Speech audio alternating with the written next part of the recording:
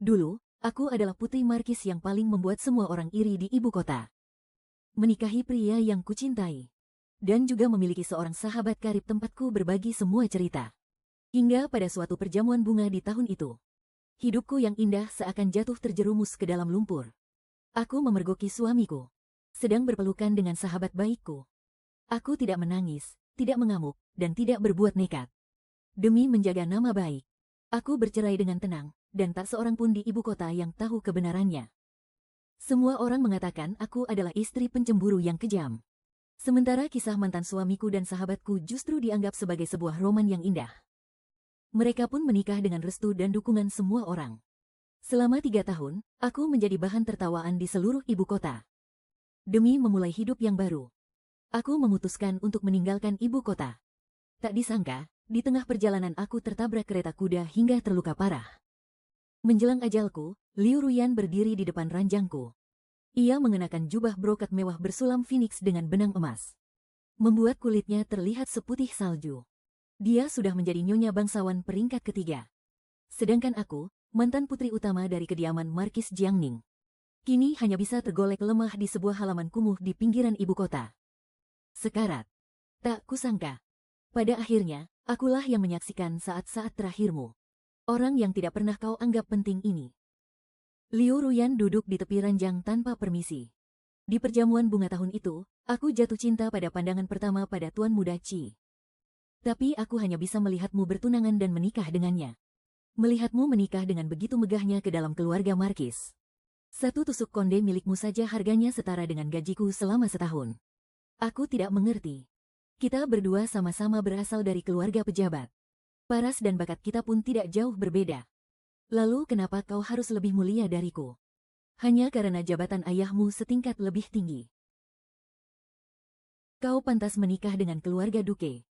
Sedangkan aku hanya pantas mendapatkan sarjana dari keluarga miskin. Jadi, aku memutuskan untuk merebutnya sendiri. Maka dari itu, aku mencari cara agar bisa melakukan hubungan intim dengan Su Jiwan. Tapi setelah dia sadar, dia sangat menyesalinya. Dia bahkan memberiku sekantong perak dan memohon agar aku merahasiakannya. Setelah itu, kita bertemu beberapa kali lagi. Setiap kali bertemu, dia selalu memastikan tempat itu kosong. Tapi, mana mungkin aku membiarkannya berjalan sesuai keinginannya. Kilatan licik melintas di mataku, mata Liu Ruyan.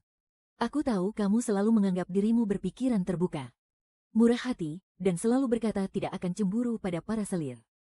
Jika suami menginginkan wanita lain, kamu pasti akan merelakannya dengan lapang dada. Jadi, aku membujuk Su Jiwan untuk bertemu denganku untuk terakhir kalinya. Dan sengaja membuatmu memergoki kami. Lin Jiangjiang menatap lurus ke arah Liu Ruyan. Penuh dengan rasa tak percaya. Terima kasih ya, kakak Lin. Kamu benar-benar tidak mengecewakanku. Kelapangan dada dan kemurahan hatimu itu memberikan kami jalan keluar yang terhormat. Ini juga menjadi salah satu alasan Su Jiwan bisa melangkah dengan lancar nantinya. Salah satunya, aku meniru perkataan dan perbuatanmu di hadapan Su Jiwan, menyuap orang. Agar bisnis sulaman yang kamu kelola terus merugi. Dan juga, sebelumnya, aku mencari seorang cendekiawan miskin yang wajahnya mirip dengan Su Jiwan. Dan mengandung anak kembar darinya. Singkatnya, selama bertahun-tahun ini. Terutama setelah melahirkan anak-anak yang menggemaskan itu. Su Jiwan menjadi semakin baik kepadaku. Dia benar-benar jatuh cinta padaku, sedikit demi sedikit. Kakak Lin, aku akhirnya menjalani kehidupan yang dulu kamu miliki. Akulah yang menulis ulang takdirku dengan tanganku sendiri. Hanya saja, tidak ada seorang pun yang tahu. Aku selalu merasa itu sangat disayangkan. Terima kasih pada langit, karena sebelum ajal menjemputmu. Memberiku kesempatan untuk meluapkan semua ini. Oh ya, kamu pasti bertanya-tanya kenapa aku ada di sini. Kusir keretaku, karena terburu-buru ingin pulang sebelum gerbang kota ditutup. Melaju sedikit terlalu cepat. Kamu jangan salahkan dia. Aku akan memberikan ganti rugi atas kecelakaan ini sesuai aturan. Tapi, kamu sekarang sebatang kara. Tidak punya satupun sanak saudara. Menurutmu, kepada siapa ganti rugi ini harus kuberikan? Hahaha, saat membuka matanya, Lin Jiangjiang menyadari. Aku sedang berdiri di kediaman Adipati. Di depan gerbang bulan di taman belakang. Dari kejauhan, terdengar suara tawa dan obrolan para tamu. Oh, dua sosok sedang berpelukan erat. Terdengar desahan-desahan mesra. Lin Jiangjiang tertegun selama 2 detik. Lalu menamparkan wajahku sendiri dengan kedua tangan. Sakit, sakit sekali. Detik berikutnya, Lin Jiangjiang berteriak sekuat tenaga. Dasar pasangan tak tahu malu. Dua wajah yang memerah karena gairah menoleh bersamaan. Saat Su Jiwan melihatku dengan jelas, pupil matanya menyusut. Dia mendorong Liu Ruyan dengan panik. Tapi Liu Ruyan justru memanfaatkan kesempatan itu untuk menarik lengan bajunya. Dengan suara bergetar, dia berkata, "Ini semua salahku. Aku yang tidak bisa menahan diri. Jangan salahkan Tuan Su, kalau mau memukul atau memarahi, lakukan saja padaku." Dulu, Liu Ruyan juga pernah mengatakan hal yang sama. Saat itu, aku adalah pemilik toko sulaman terkenal di ibu kota. Bagiku, pernikahan tidak boleh ada cacatnya. Jika suami sudah punya wanita lain di hatinya, lebih baik aku lepaskan saja. Jadi, seperti tokoh utama wanita yang tegar dalam novel, aku menatap mereka dengan pandangan meremehkan. Dan dengan dingin melontarkan kalimat. Karena kalian saling mencintai, aku akan merestui kalian. Aku pun berbalik dan pergi, meninggalkan mereka dengan punggungku yang terlihat tegar. Sekarang, Liu Ruyan menatapku dengan mata berbinar. Jelas sedang menantikan reaksiku. Lin Jiangjiang langsung menerjang ke depan. Pertama-tama menyambar teko teh yang ada di atas meja batu. Lalu melemparkannya ke arah Su Jiwan.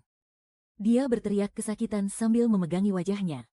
Dengan gesit aku bergerak ke sisi Liu Ruyan, menjambak sanggul rambutnya yang ditata dengan rapi, dan menyeretnya keluar dengan sekuat tenaga. Aak.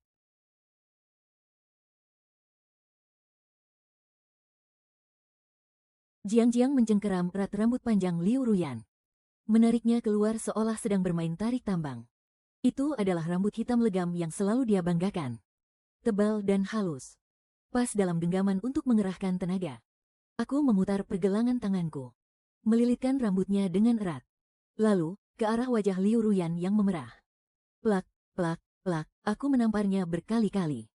Saat satu tangan terasa sakit, aku ganti tangan dan menamparnya lagi beberapa kali.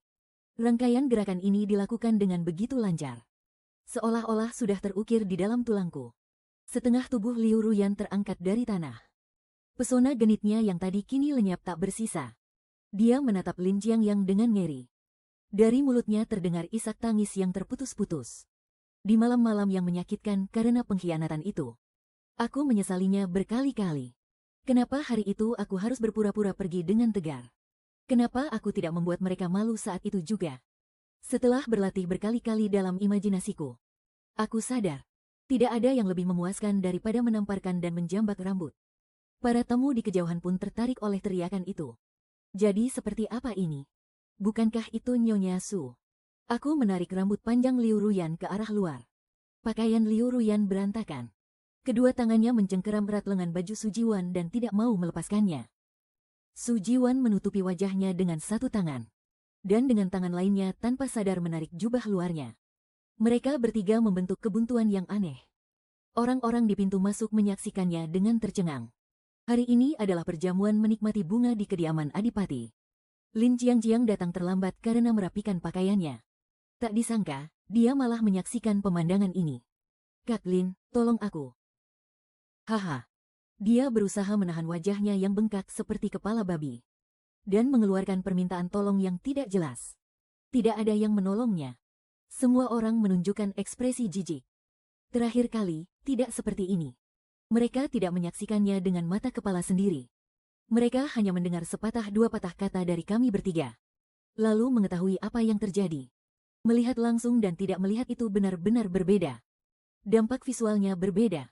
Tingkat rasa jijiknya pun berbeda. Terdengar suara Su Jiwan yang bergetar. "Lin Jiangjiang, kamu tenang dulu." Wajahnya melepuh karena tersiram air panas. Rambutnya mengepulkan uap panas. Keadaannya sangat menyedihkan. Pada jamuan musim semi tahun itu, aku dan Liu Ruyan membuat janji. Dia terlambat, jadi aku menikmati bunga sendirian di paviliun. Su Jiwan yang duduk tak jauh dariku, tersenyum dan bertanya, "Nona juga suka bunga begonia?" Hari itu, Liu Ruyan terlambat datang. Aku dan Su Jiwan mengobrol dengan sangat akrab. Benih-benih cinta pun mulai tumbuh di antara kami. Sampai saat dia tiba. Aku sama sekali tidak menyadari Rasa cemburu yang terbersit di matanya.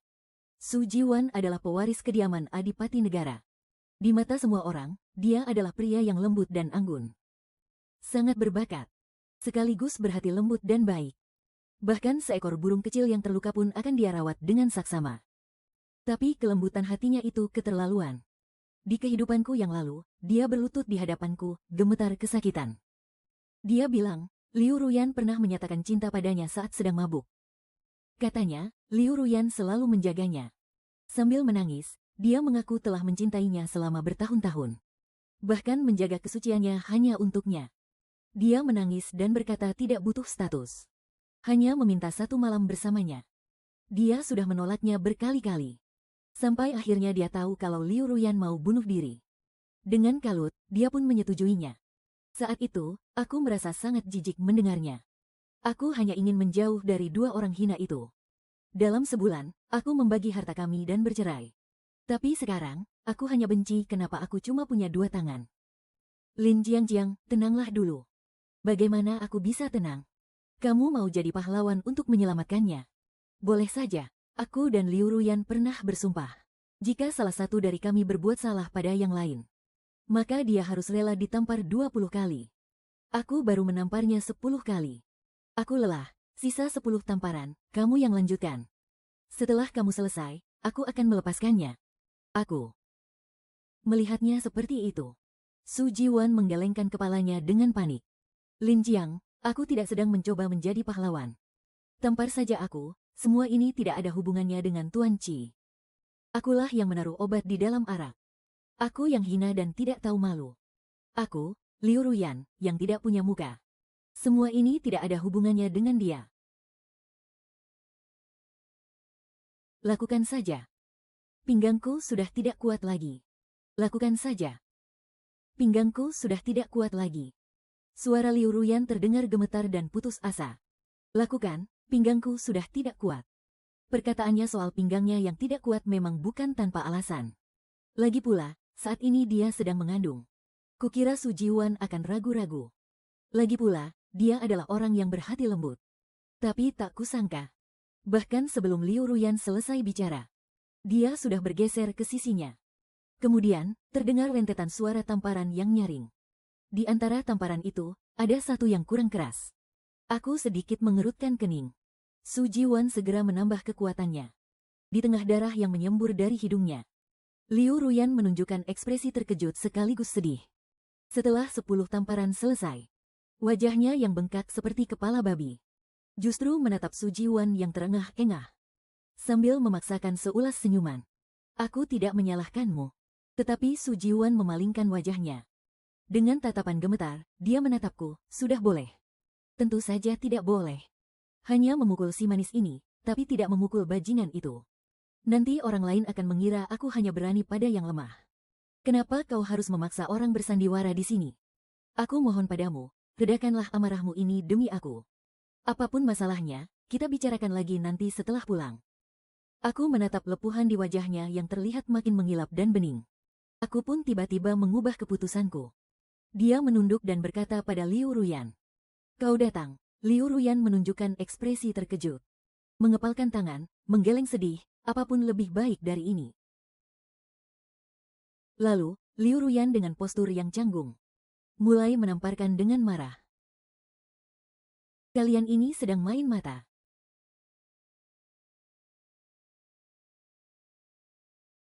Jaga sikap kalian.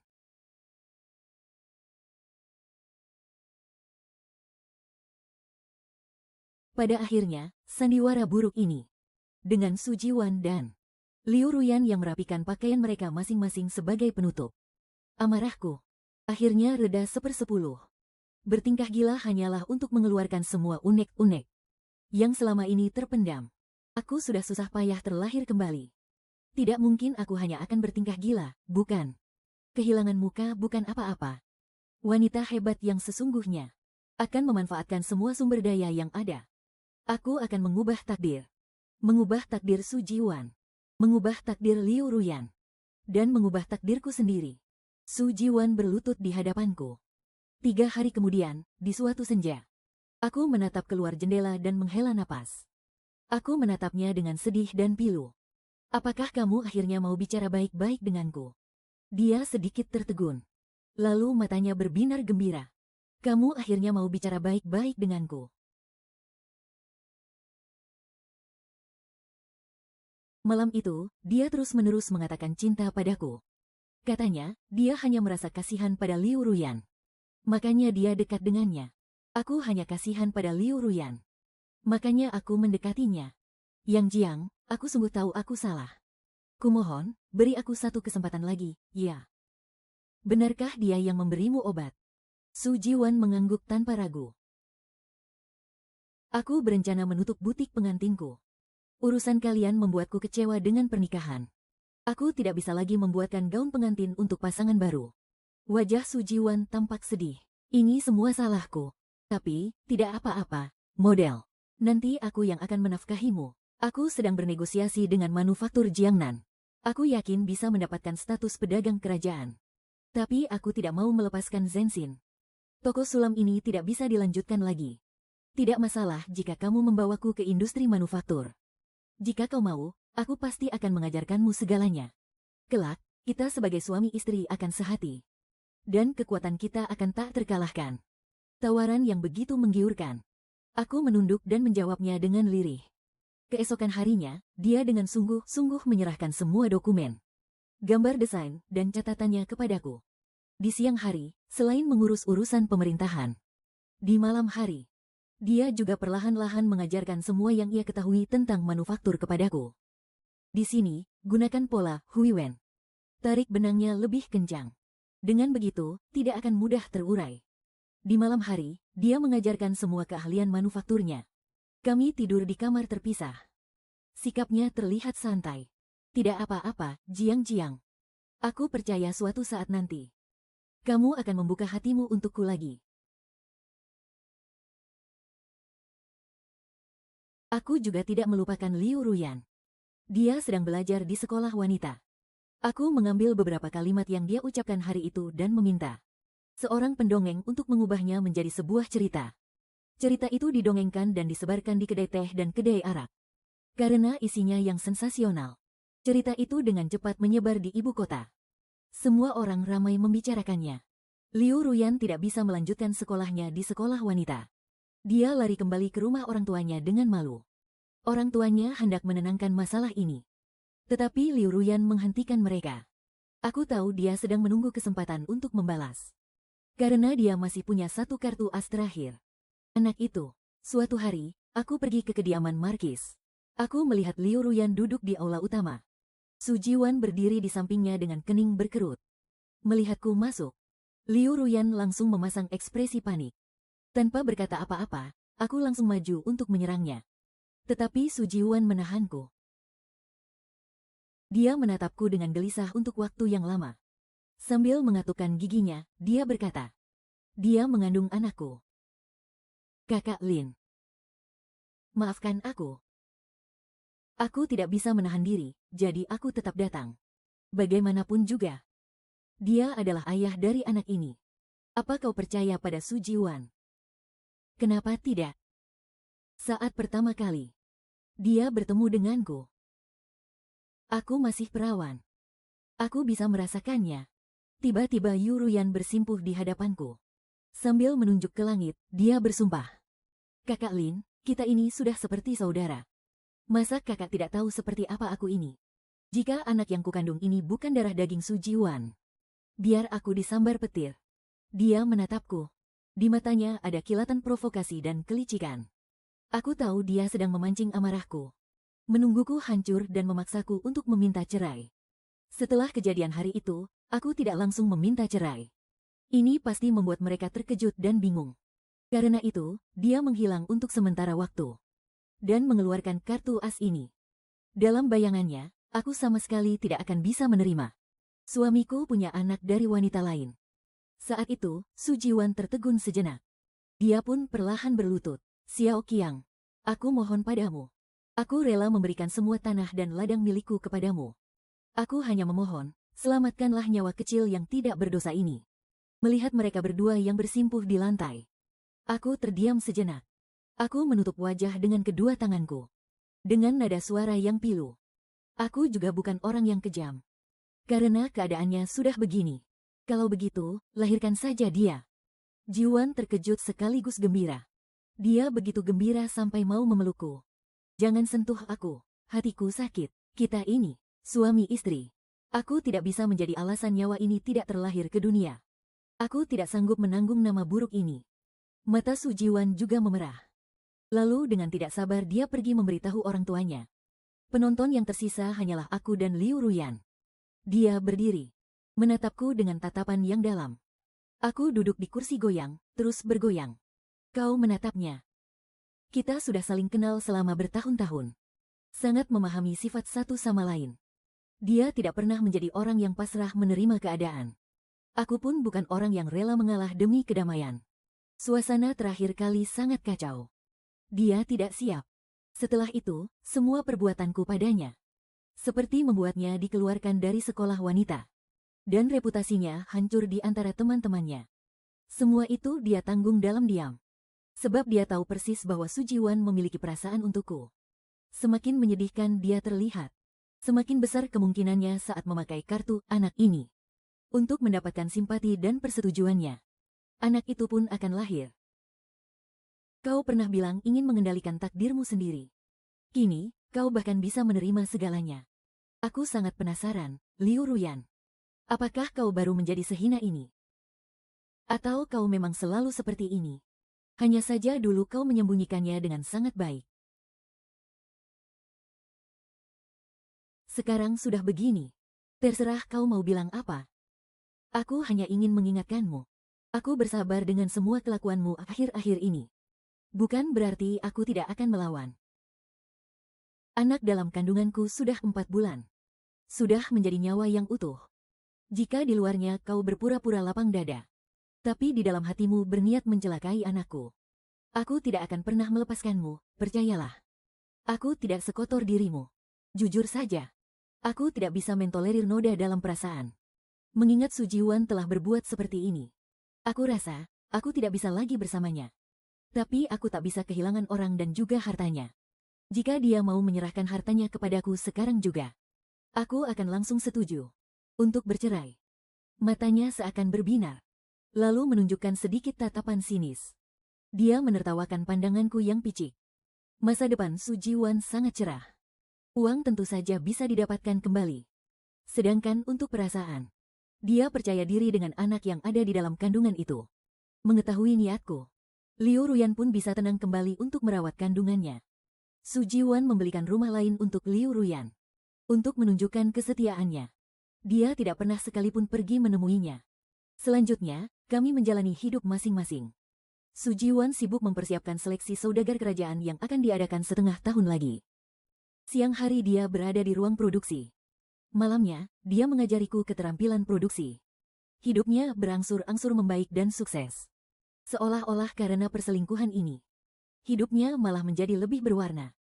Aku menemukan seorang wanita bernama Sangguan Sin. Dia adalah saingan Su Jiwan di industrinya. Dia telah merancang banyak sekali karya yang indah. Namun karena penampilannya yang buruk rupa dan gagap, dia sangat jarang muncul di depan umum. Di kehidupanku yang lalu, saat Su Jiwan berada di puncak kejayaannya, aku pernah mendengar dia menuduh Su Jiwan mencuri desainnya. Tetapi tuduhan itu tidak menimbulkan kehebohan apapun.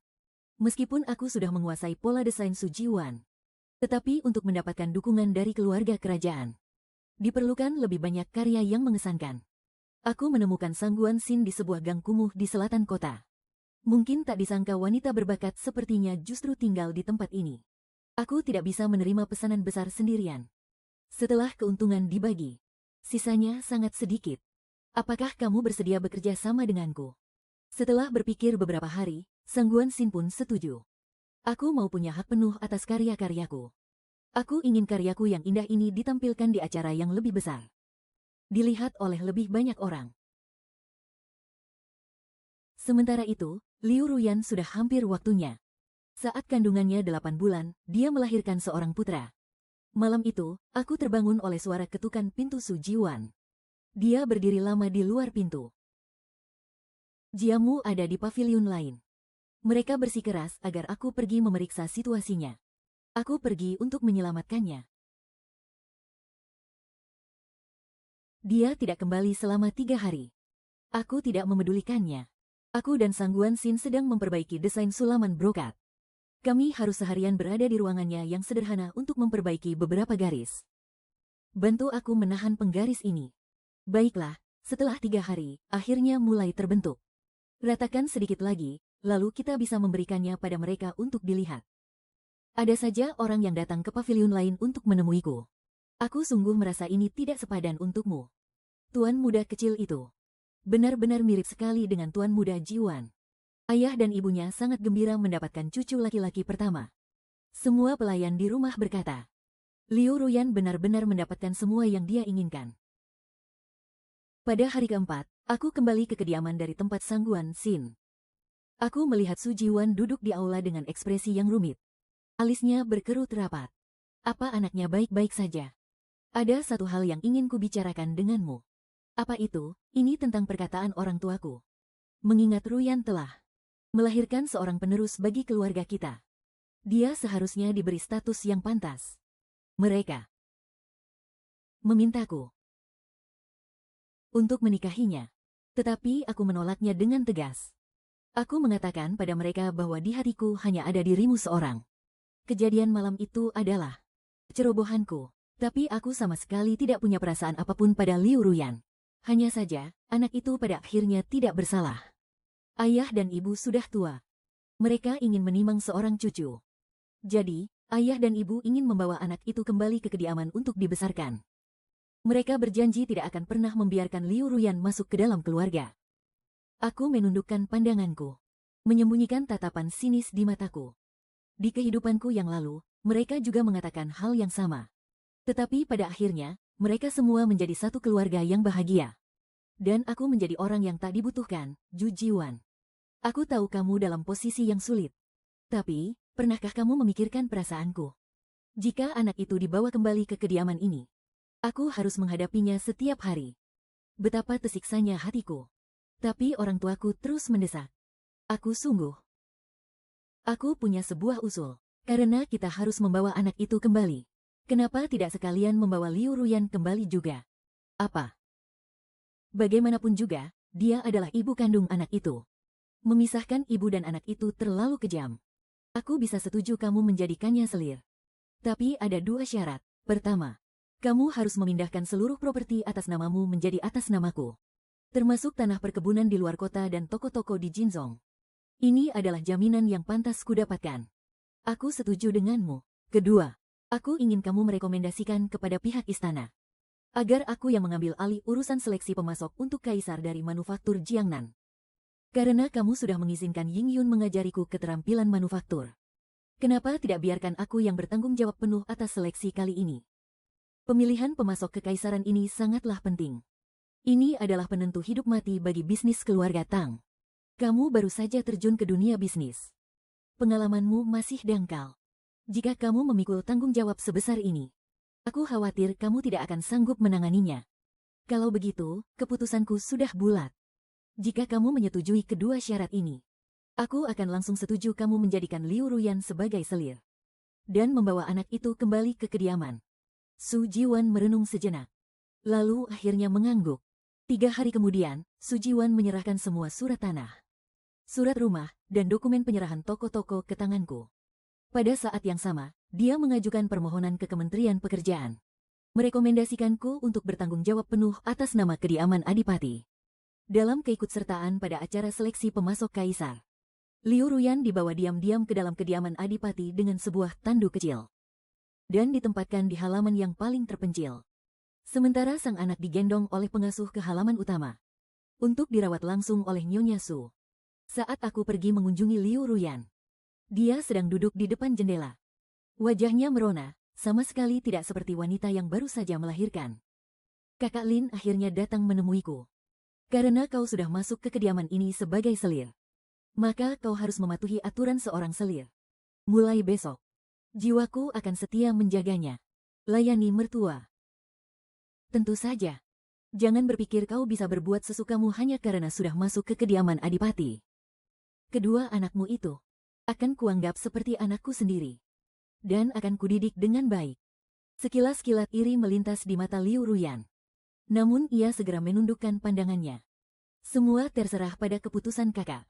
Setelah keluar dari halamannya, aku langsung pergi ke kediaman Sangguan Xin. Ada perubahan rencana. An sudah menyerahkan wewenang penuh seleksi kerajaan kepadaku.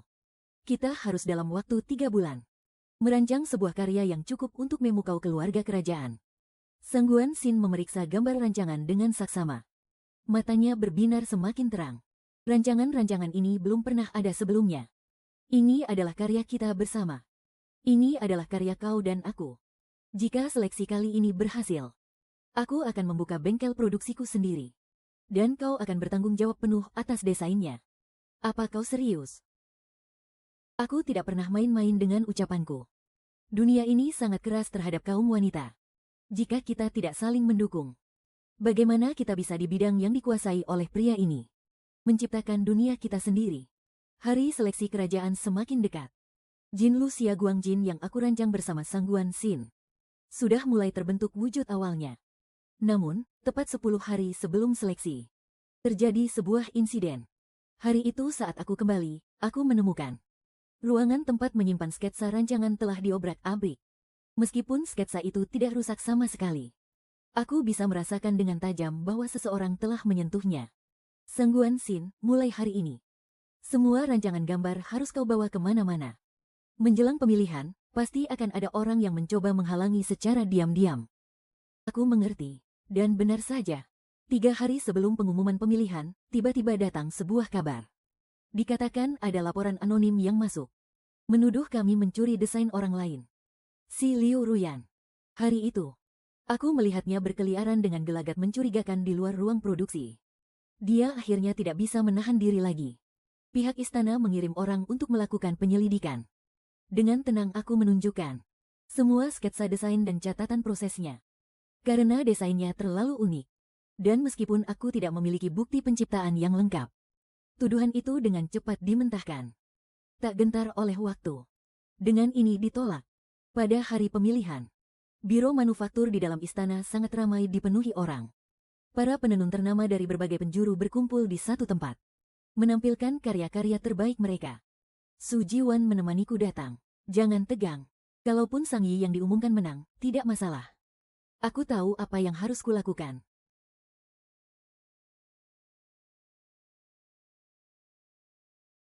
Saat sinar sutra emas kami mulai dipamerkan, semua orang di aula terpukau. Brokat itu, di bawah pantulan cahaya lilin, berkilauan dengan warna-warni yang indah. Bagaikan awan senja di langit. Sehelai benang emas ini, begitu halus seperti cahaya yang tertinggal di embus angin. Burung bangau yang disulamnya, seolah-olah akan mengepakkan sayapnya pada detik berikutnya. Bisa melihat brokat seindah ini di istana, sungguh membuat hati gembira. Beta belum pernah melihat brokat seindah ini di istana.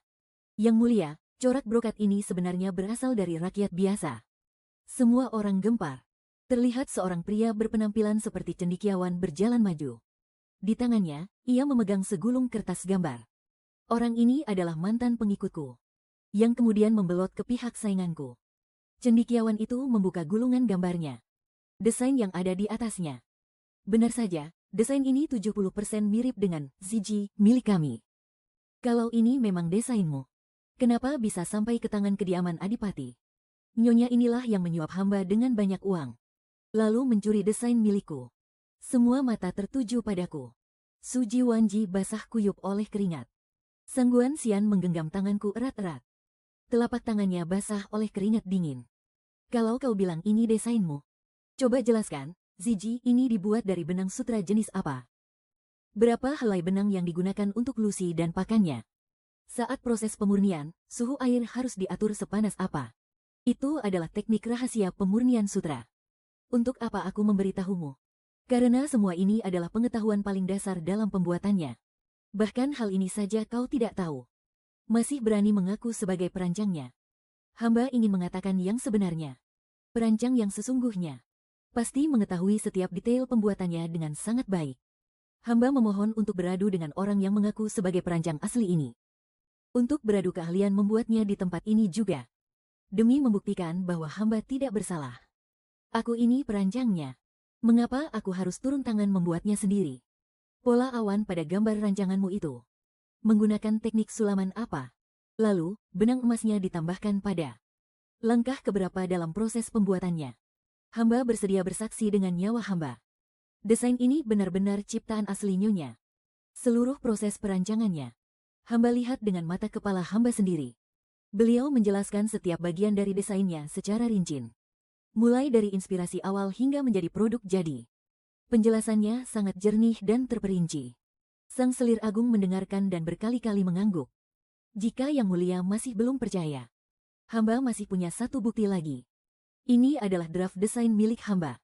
Di sini tercatat proses pembuatan sinar cahaya rusa emas. Seluruh prosesnya dari awal konsep hingga menjadi kain. Tanggalnya pun tercatat dengan jelas. Ini bisa membuktikan bahwa hamba tidak bersalah. Model dan juga benda ini. Mohon permaisuri memeriksanya. Bawa kemari, biar aku lihat. Selir Agung memerintahkan orang untuk mengambil buku catatan itu. Setelah memeriksanya dengan teliti, catatan-catatan ini sangat rinci. Tanggalnya berurutan dan jelas. Tidak diragukan lagi, ini asli.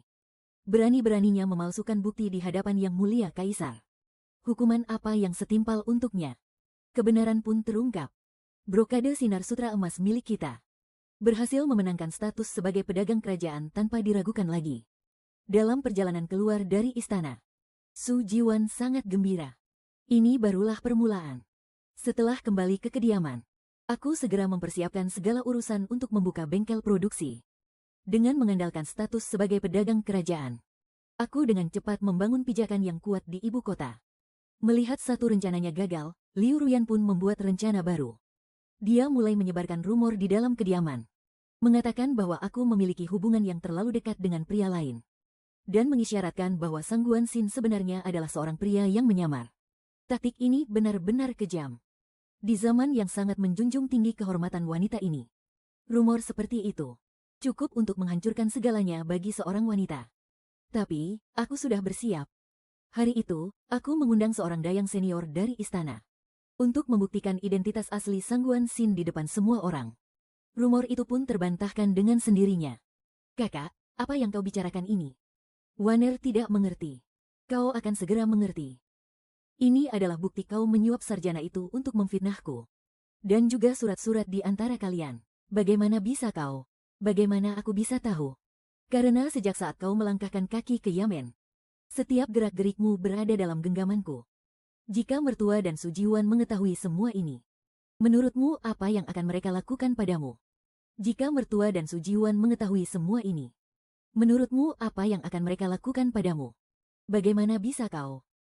Karena sejak hari pertama kau masuk ke kediaman Adipati, setiap gerak-gerikmu ada dalam kendaliku. Dia terduduk lemas di lantai. Wajahnya akhirnya menunjukkan ekspresi ketakutan. Apa kau masih ingat kata-kata yang kau ucapkan saat aku sekarat? Di kehidupan ini, giliranku yang mengatakannya kepadamu. Terima kasih, Liu Ruyan. Setiap langkahmu berada dalam perhitunganku. Apa yang kau bicarakan? Mulai hari ini, kau dikurung di halamanmu sendiri. Tanpa izinku, kau tidak boleh melangkah keluar sedikit pun. Sedangkan untuk anak-anakmu, aku akan membesarkan mereka dengan baik dan membuat mereka menghormatiku sebagai ibu mereka. Lin Jiangjiang, kau akan mati sengsara. Di kehidupan ini, aku akan hidup dengan sangat baik. Sangat baik. Setelah Liu Ruyan dikurung, dia tidak benar-benar tinggal diam. Dia memanfaatkan sebuah kesempatan. Saat Nyonya datang menjenguk cucu-cucunya, sambil menangis terseduh-seduh, dia menceritakan penderitaannya karena merindukan anak-anaknya. Dan secara tersirat mengungkapkan bahwa aku melarang keras pertemuan antara ibu dan anak itu. Tujuannya untuk mengadu domba. Nyonya Su yang sangat menyayangi cucunya, benar saja datang untuk meminta penjelasan dariku. Aku tidak membela diri. Aku hanya dengan lembut memintanya untuk tenang. Aku pun berkata, karena ibu sangat mengkhawatirkan cucunya.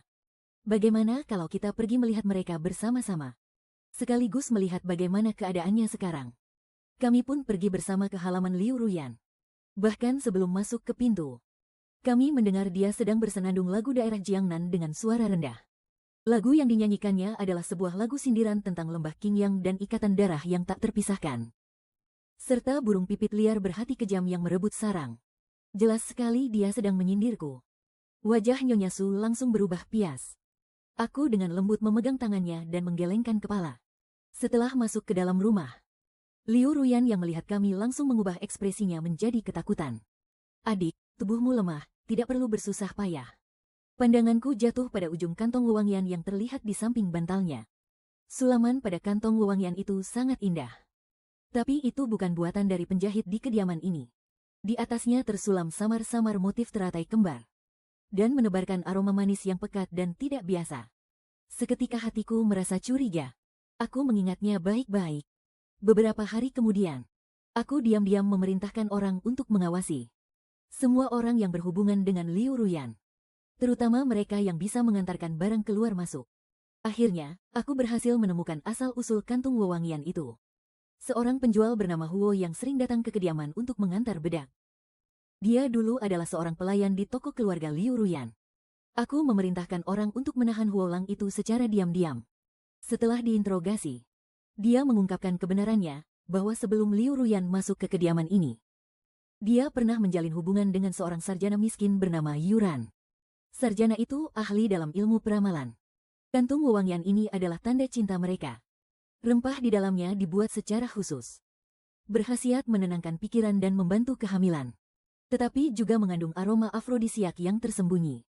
Yang lebih penting lagi, Huo Lang mengaku bahwa Liu Ruyan pernah merasa khawatir. Bagaimana jika anaknya nanti tidak mirip dengan ayahnya? Setelah mendapatkan pengakuan itu, aku tidak langsung bertindak. Kebetulan, karena urusan Kaisar, Su Jiwan mengadakan perjamuan untuk beberapa pejabat penting. Dalam pemilihan pejabat dagang kali ini, dia masih membutuhkan bantuan dari tuan-tuan sekalian. Suamiku, aku baru saja menemukan sebuah wewangian unik, dan ingin mengajak tuan-tuan sekalian untuk menilainya bersama. Aroma ini bukan berasal dari dataran tengah. Sepertinya juga dicampur dengan serbuk bunga datura. Dalam jumlah kecil, bisa membuat orang merasa linglung dan menenangkan pikiran. Tetapi jika digunakan terlalu banyak, justru akan memberikan efek stimulan. Terlebih lagi, jika menghirup aroma ini dalam jangka waktu lama, pikiran akan sangat mudah terpengaruh. Wajah Su Jiwan seketika menjadi muram. Setelah perjamuan usai, Su Jiwan datang menemuiku sambil membawa kantung wewangian itu. Wajahnya sangat dingin. Dari mana benda ini berasal? Aku pun berpura-pura ragu. Model. Setelah terus-menerus ditanya olehnya, barulah dengan terpaksa dia mengatakan bahwa benda itu ditemukan di bawah bantal Liu Ruyan. Dan menyebutkan pengakuan Huo Lang. Anak itu masih begitu kecil. Suamiku, rupa seorang anak kecil itu belum terbentuk sempurna. Kemiripan yang disebut-sebut itu, sebagian besar hanyalah bayangan di dalam hatimu. Apa kau masih ingat?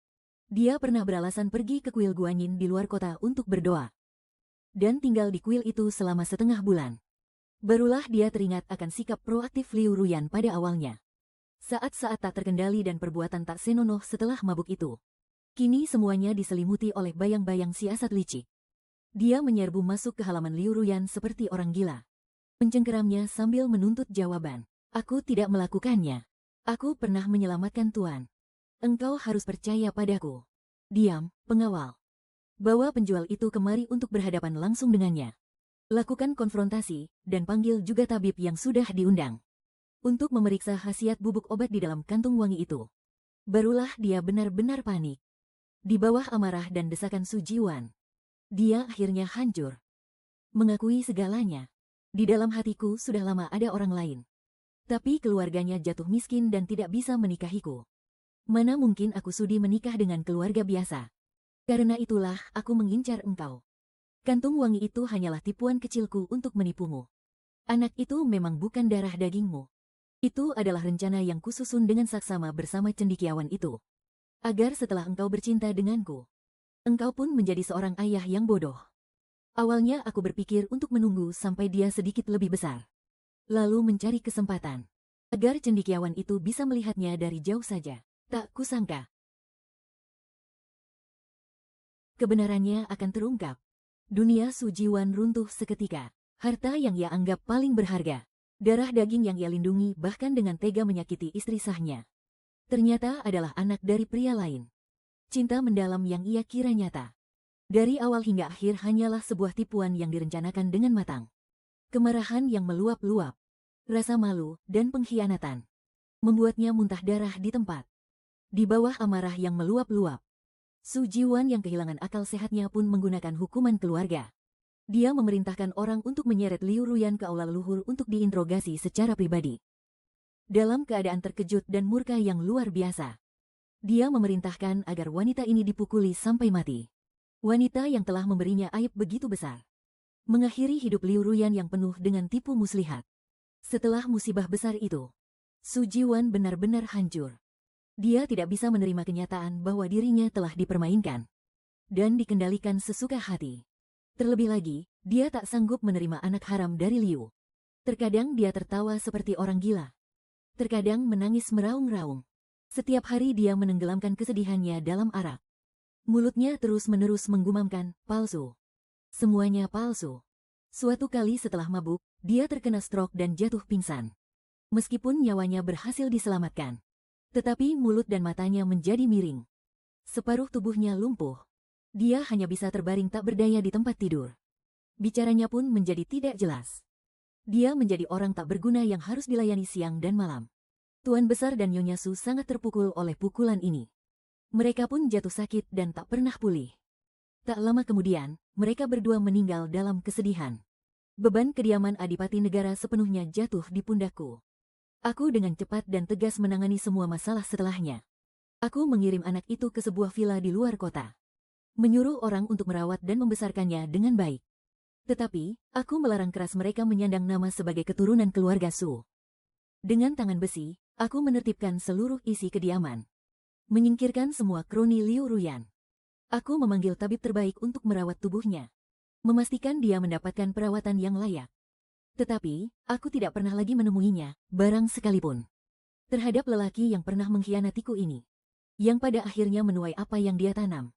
Di dalam hatiku sudah tidak ada benci ataupun cinta.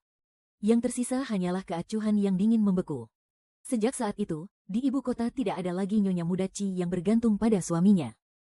Yang sabar dan berlapang dada. Yang ada hanyalah sang pemimpin kediaman Adipati Negara. Dan membuat bisnis keluarga Lin menjadi sangat sukses. Nyonya Lin, orang terkaya di wilayah itu.